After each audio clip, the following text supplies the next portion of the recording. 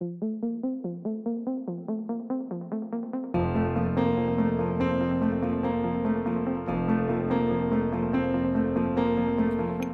good afternoon, everybody, and welcome to Series 4 of the Climate Pioneers Show. If you haven't listened to any of our previous series, then we have featured female founders sharing their startup journeys and their experiences of the gender funding gap in Series 3. In Series 2, we interviewed some ClimateTech VCs who gave us their opinions of the climate investment landscape for 2023. And in Series 1, we interviewed early-stage ClimateTech founders sharing their startup journeys with us. So if you haven't listened to any of those, please go check them out. You can find them if you search for the Climate Pioneers Show on Spotify, Acast, or Apple Podcasts. And you can also watch the video version on our YouTube channel. But now we're back. We're back for Series 4, which is our very first US edition of Building a Better Future, where we're going to be featuring climate innovators on the East Coast of the US. And throughout the course of this series, I'm going to be speaking to 6 inspiring founders and learning all about their businesses, the solutions they're developing to fight the climate crisis. We're going to be digging into what inspired them to take action in the first place and the challenges that they've faced along the way. But most importantly, we're going to be getting their tips and their advice on the best communities to join, the best books to read and podcasts to listen to, and the best productivity hacks to help you manage the founder work-life balance. So let's get stuck in. This week, I'm delighted to be joined by Garrett Boudinot, founder and CEO of Vycarb. Since 2022, Vicarb has been building a fully automated carbon management system to perform the removal, storage, and verification of CO2 in water. Last month, they received investment from Catapult to help them accelerate the development of their technology. And as a PhD qualified organic geochemist, Garrett is not only running his own business, but is also science advisor for multiple climate and society initiatives. And today has hot-footed it across town from speaking on a stage to join us. So Garrett, thank you so much for joining me. It's my pleasure. Thanks for having me. No, my pleasure entirely. So I gave a little bit of an intro there to Vicarb and what it is you're doing, but in the very briefest terms. So are you happy to elaborate on that and explain for us what is the problem that you're solving with Vicarb and how does your solution address that problem? Absolutely. So we're faced with really humanity's greatest challenge, climate change. And I think there are 2 ways to address where we're at today. One, we need to mitigate the problem. We need to stop emitting carbon dioxide, and we need to pull carbon dioxide that's already been emitted, about 1.4 trillion tons from humans, out of the atmosphere. But then the impacts of climate change are already manifesting around the planet, impacting communities. So we also need to adapt to, or have strategies to adapt to, those impacts that are already being felt. And so both the mitigation and the adaptation side were, as you alluded to, focuses of my work as a climate scientist across measuring climate impacts, policy work on statewide in the US, climate responses. And one of the, I guess both of these 2 areas overlapped for me when I started looking at water.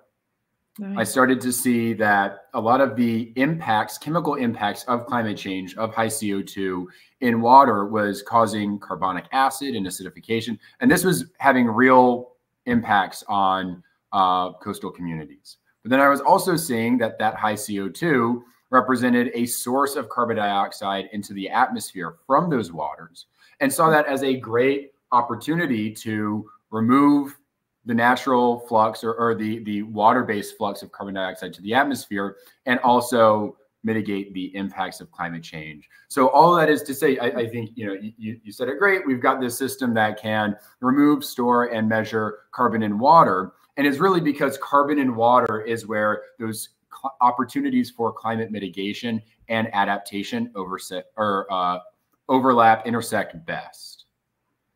Amazing. That's very cool. And is there anyone else doing this?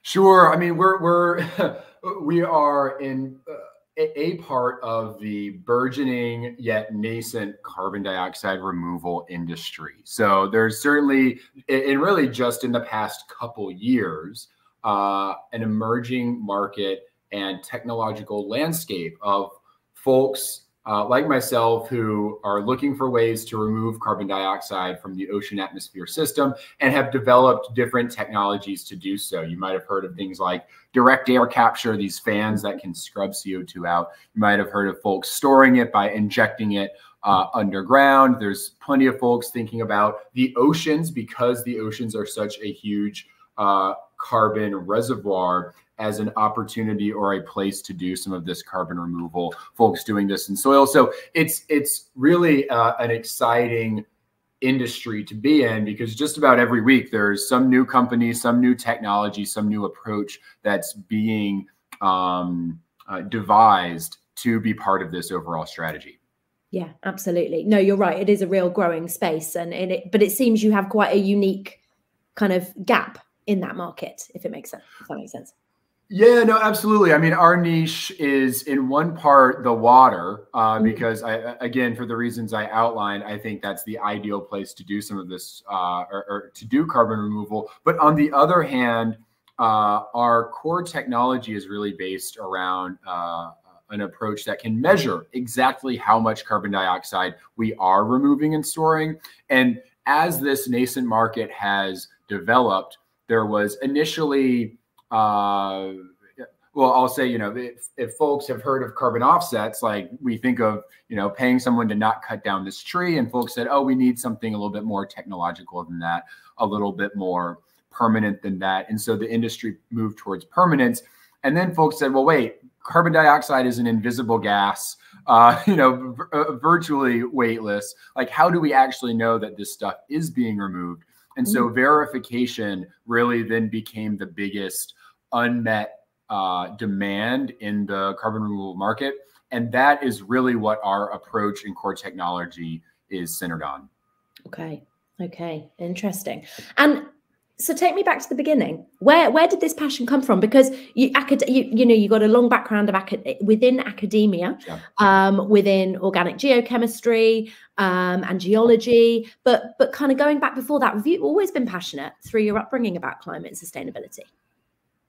Yes, I mean, climate change and environmental issues were really, as far back as I can remember as a child, something that I was very passionate about. I mean, I was part of the generation. I'm young enough that as far back as I can remember, any class about the environment in grade school mentioned climate change. Like, it was just something that I was aware of, and I loved like hiking and being outdoors. And it was kind of always this cognitive dissonance for me of being just personally and spiritually really motivated by the outdoors and the environment, but also being very aware that that environment that I loved was being actively degraded. And so, yeah, I mean, by the time I went to university, I knew that climate change was what I was going to focus my career on. Amazing. So yeah, part of that generation of people that just grew up with it as a constant background, a constant backdrop to everything, right? Absolutely. And one of the cool things that I've seen is when I started climate change and went into when I started university and wanted to focus on climate change, I went into science because we needed data to show folks that climate change was happening. Okay. Right. And over the course of, from my undergraduate through my PhD, like society, at least in the United States, a flip was switched where we went from saying, is climate change happening, to what can we do about it? Right. And that was actually really cool for me to see, because that meant that during my PhD, while I started off saying, I'm going to study the global carbon cycle to show that climate change is real and has negative impacts, by the time I wrapped up my PhD, it was, I'm studying the carbon cycle so that we can understand ways that we can intervene in the carbon cycle to solve the climate crisis.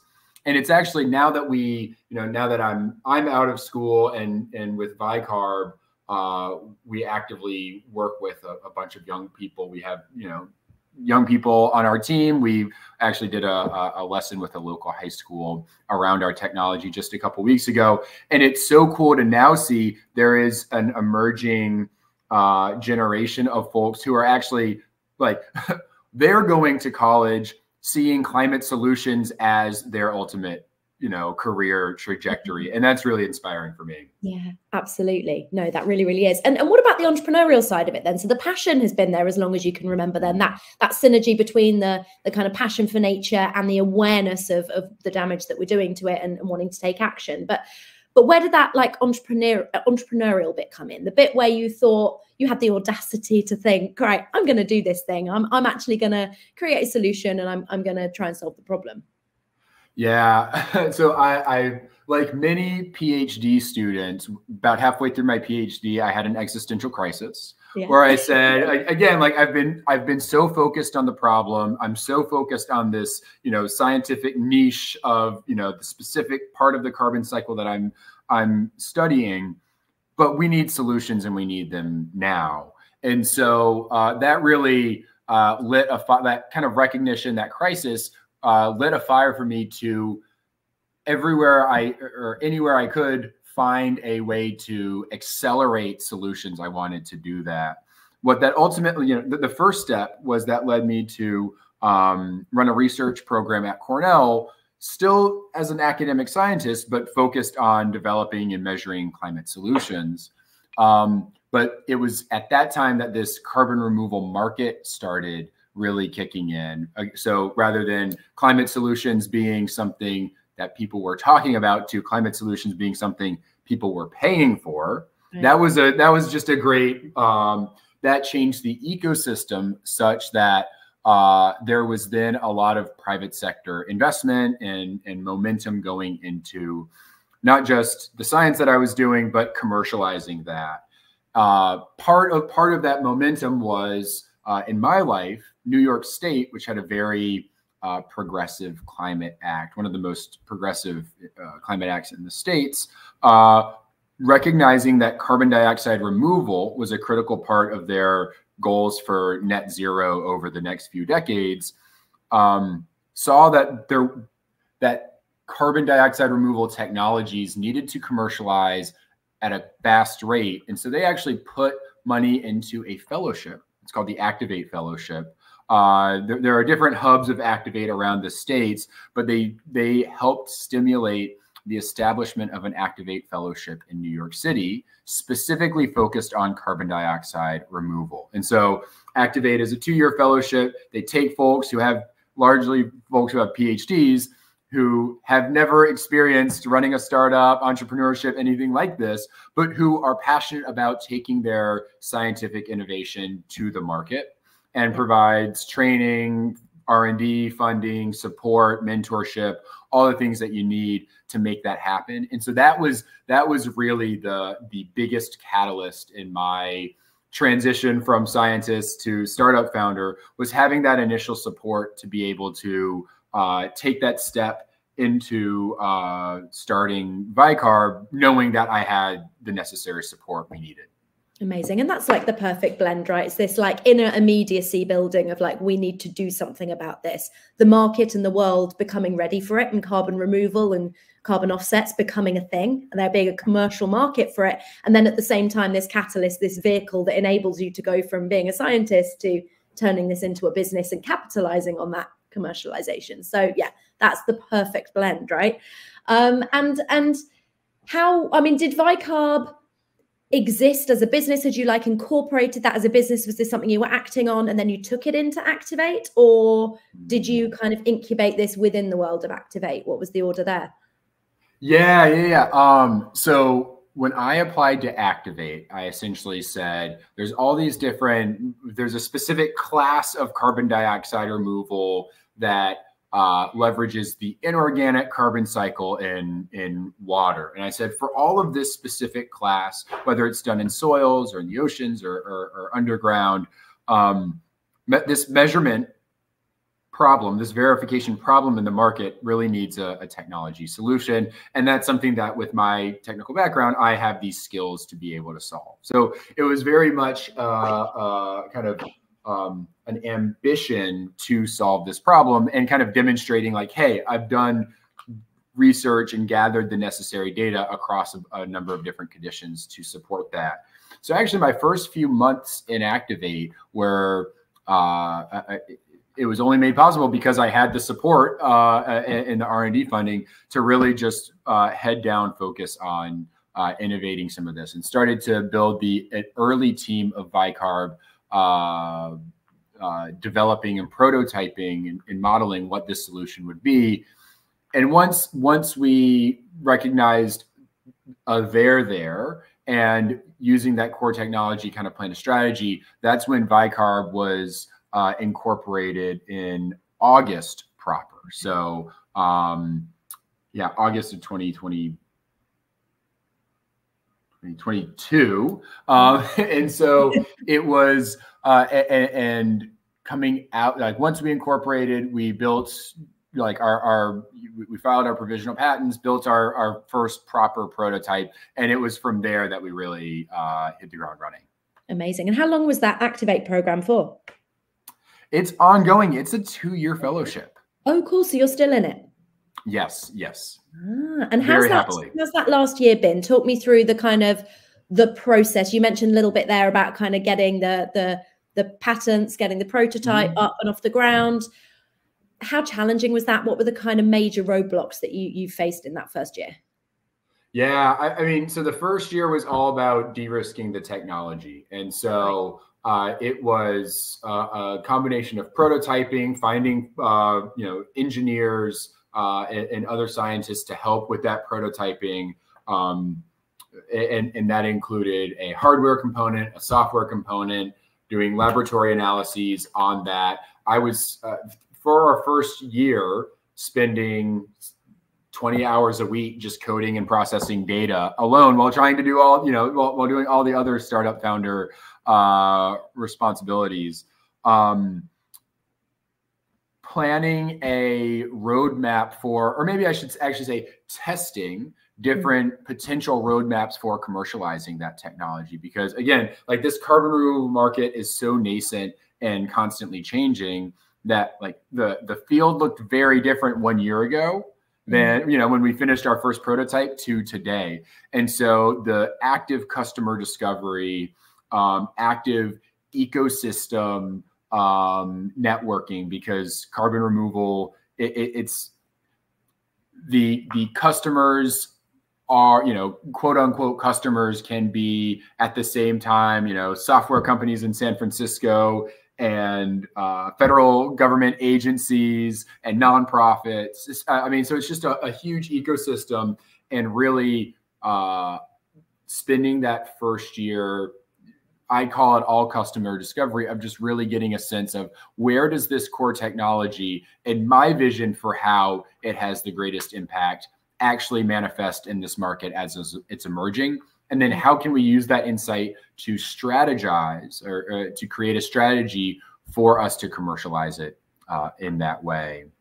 And then I'll say towards the end of that first year, we had a product that worked. We got our first pilots out, which actually, and that was another big part of the first year, is my motivation, and I think for a lot of early stage companies, getting a pilot is a really important milestone to show this isn't a scientific endeavor. This is something that can actually impact the real world. So we got our pilots out, and then kind of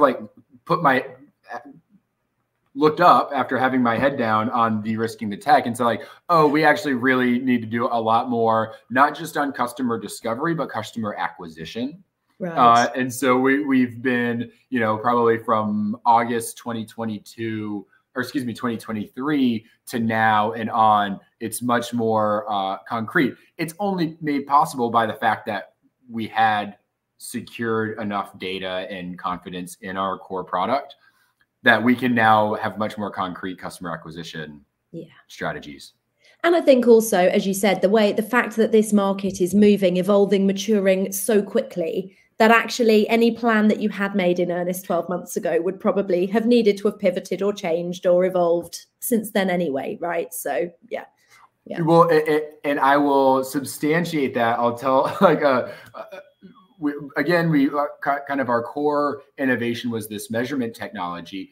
Everyone in the industry agrees we need better measurement. And so we're like, early on, I was like, okay, great. Like we will build it and they will come. Like, it's going to be very straightforward. And then the act, to your point, like the act of going from, or I'll put it this way, the translation between market signaling and market demand was pretty significant. And so that was, I couldn't agree more with what you said there, because it's such a dynamic market. Actually commercializing versus building something with an application in that market were two very different things. Yeah, absolutely. And you guys are based out of New Lab, right, in Brooklyn? Yes, that's right. Yeah, and it was that sort of part, is that involved with Activate? Is there a collaboration there, or that's two separate things? We do have, so Activate does have a, maybe I can call it a partnership with New Lab, in that New Lab sponsors for Activate New York fellows some reduced costs for the team's space. And so that was just really helpful, particularly, we built the team very rapidly from just me to 6 of us now over the course of just a few months. And having reduced costs from New Lab was certainly helpful in being able to make it all happen. And then, all of the other resources around are in New Lab, the prototyping facilities, the lab space that we have, because we're at this intersection of hardware and software and science. They had all the resources there, which allowed us to focus our time on building our product and not building out an office space from scratch. Absolutely. Yeah. It allows you, it takes that admin away, right? And allows you to focus on the really important thing, getting the technology right and getting the go-to-market strategy right. Yeah. That's right. Absolutely. Yeah. And so you've done the first pilot then. And I think when I saw you at the New Lab, right, during New York Climate Week, and you had the videos playing, was that of the pilot? Yeah, so we've done a few pilots now. So I think the video that we had playing was from our deployments out in the Hamptons at a shellfish farm. Yes. I mean, if you've got a pilot at the Hamptons, that's the video that you want to show people. So yeah, that was what we showed there. And again, going back to kind of our initial motivations, shellfish farms and aquaculture facilities around the world are being negatively impacted by that acidification from high CO2. And so partnering with early on shellfish hatchery was really important for us to validate the need, but also in a sense co-design, making sure that what we were building was relevant for and useful for that customer segment. So that was our first deployment. We've deployed at the Navy Yard, which is where New Lab is. It's so New Lab sits within the Navy Yard, as the name suggests. It's a going back to the early 20th century U.S. naval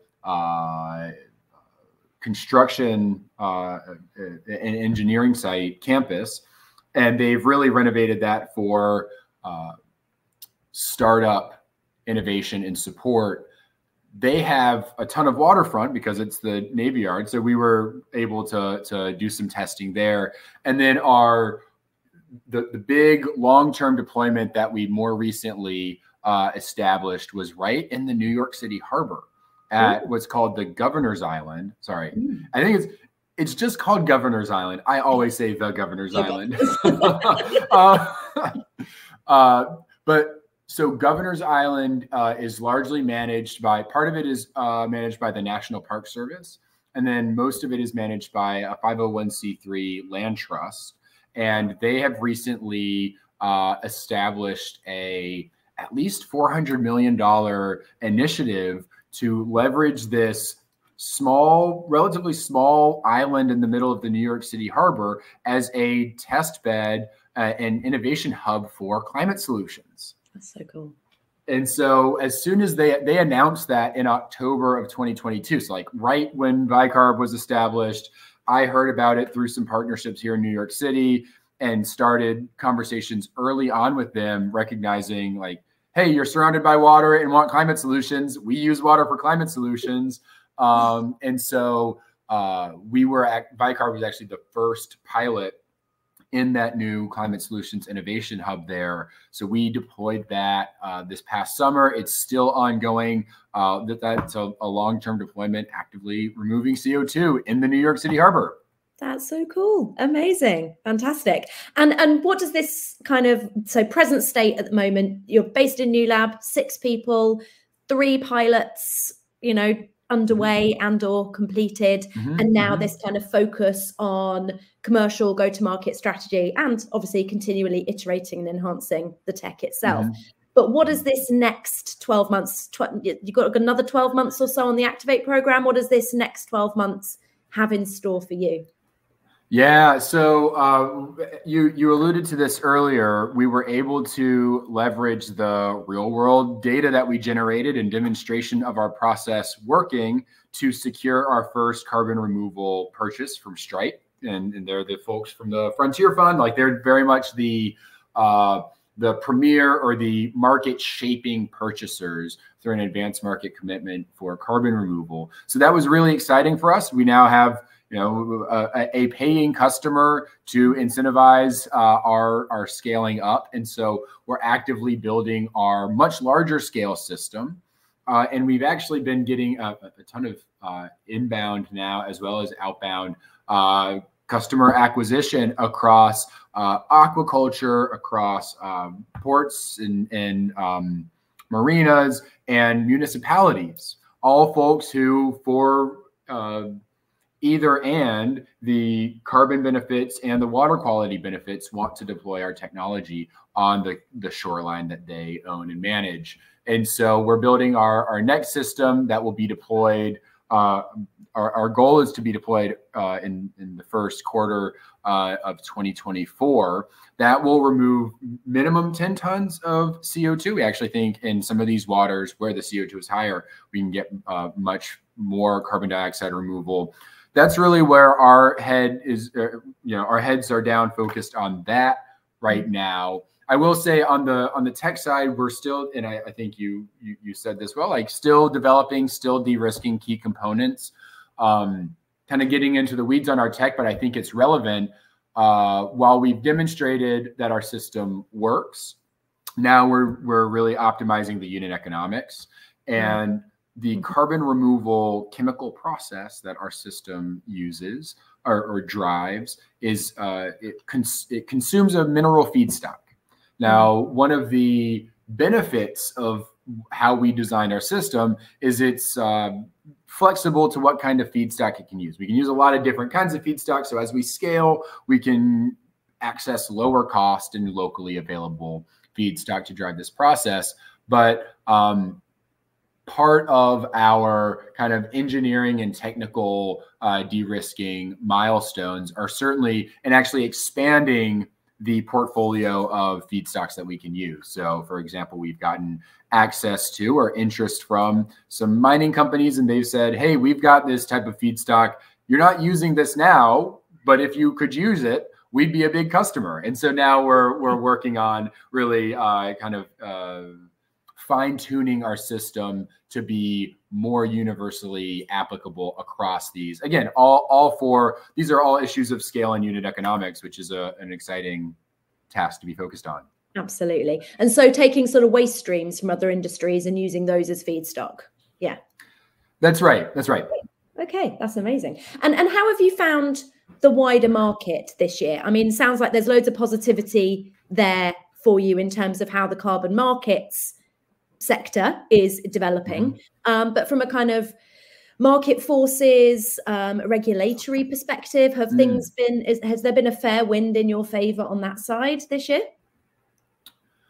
There has been. So yeah, I'm glad you brought up the regulatory aspect, because again, I think that's one of the advantages of our approach is because we've got this measurement component as a key asset, we actually are able to, at least in the places that we've wanted to deploy thus far, been able to much more rapidly get permitting for our system, which I was just having a conversation with folks at New Lab last night. Like, at least in the US, while there's this is just like such a thing in the clean tech world right now, is that while there's tons of legislative and federal and state policies and money going towards or incentivizing the scale up of clean tech, whether it's carbon removal or energy development or whatever.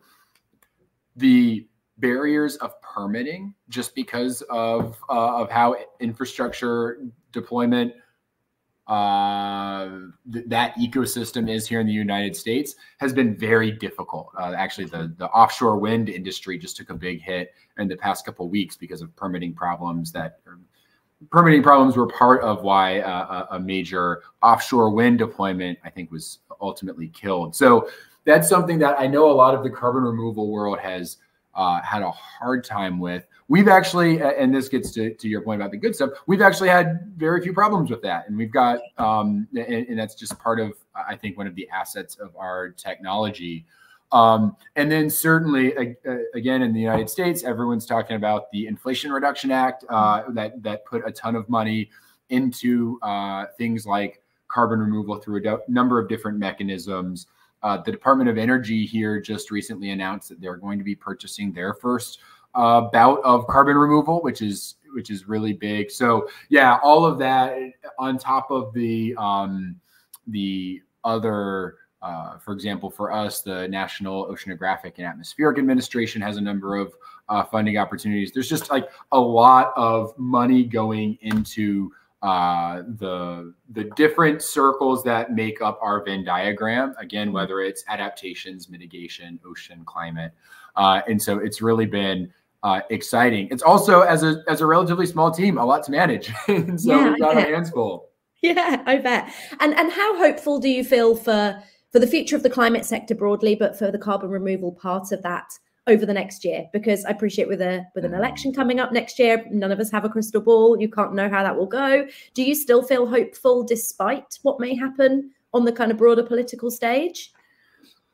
I do. So we've been, I think, one thing that's been good for us is we've been more and more recently, you mentioned Catapult earlier, expanding our network, both in terms of investors and customers outside of just the US. Right. And certainly I think the European offsets market is much more fully developed or mature, that's the word, than in the US. And so that's one strategy. I also think because, often in the carbon removal world, we distinguish between voluntary markets and compliance markets and say compliance markets are better because there's carrot and not stick.